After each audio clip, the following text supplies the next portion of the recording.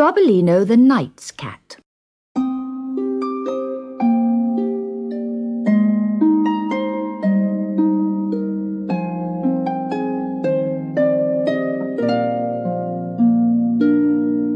Gobbolino was sitting sadly by the roadside when he heard the clop, clop, clop of a horse approaching. A fine horse was coming along the road, but the knight who sat astride it was pale and sad.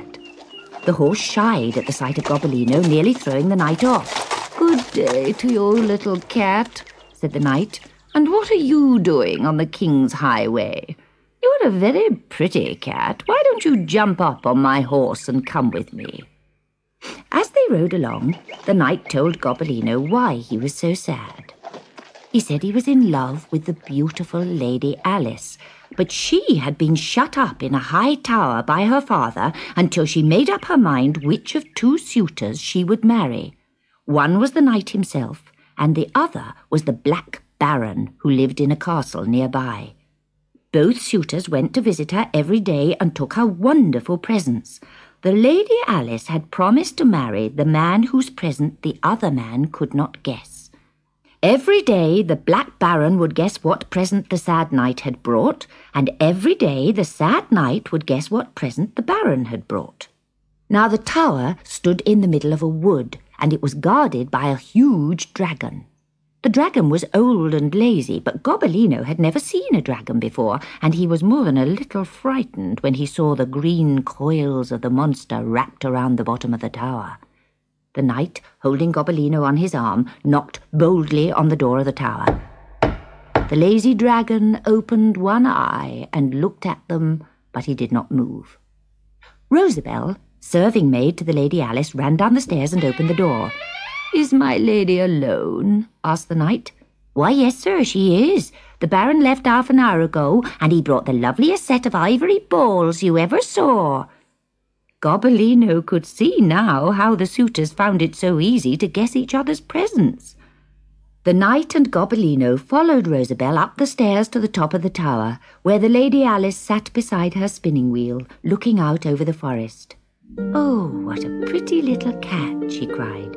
"Do let him come and sit on my lap." Gobbolino leapt onto her lap and sat there purring. "Stay with me forever, little cat," the Lady Alice whispered.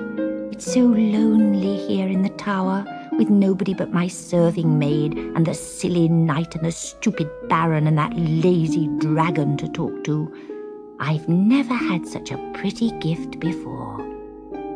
Sitting at the feet of the Lady Alice, Gobbolino thought that he had never been so contented before in his life.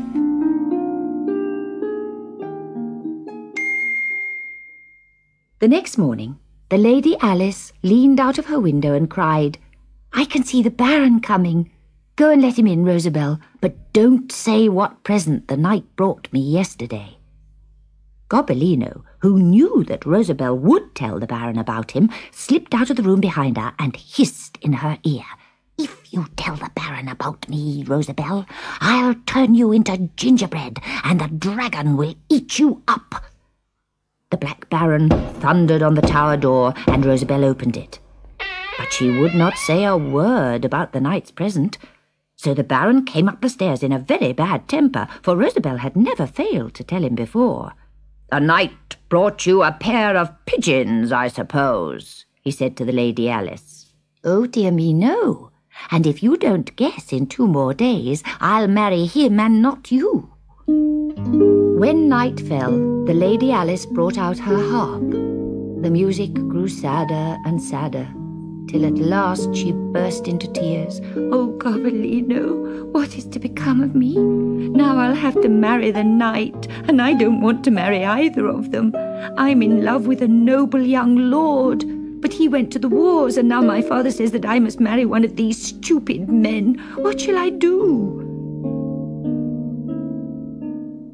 The Baron arrived the next morning with 5 gold coins for Rosabelle, but still she would not tell him about the knight's present. "Oh, no," she sobbed, "I dare not. The present would turn me into gingerbread and scratch me with its claws."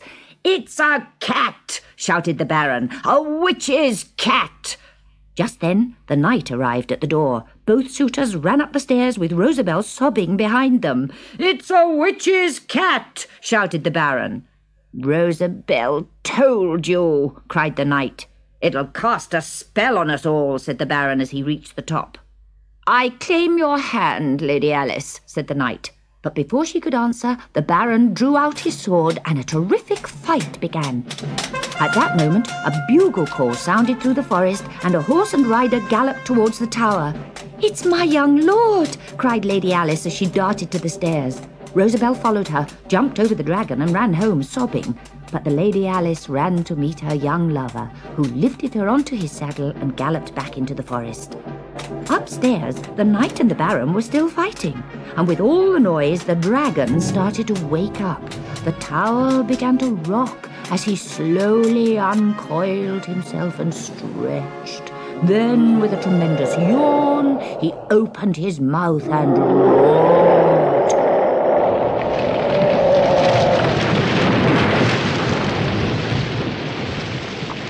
Gobbolino barely had time to leap clear before the whole tower crashed down around the Baron and the knight, still fighting among the ruins. Gobbolino escaped just in time, and he ran away from the tower as fast as he could. "I've been a kitchen cat, and a show cat, and a ship's cat, and now a knight's cat. It was fun being a kitchen cat. I wonder if I'll be one again." And he trotted out of the forest to look for a new home.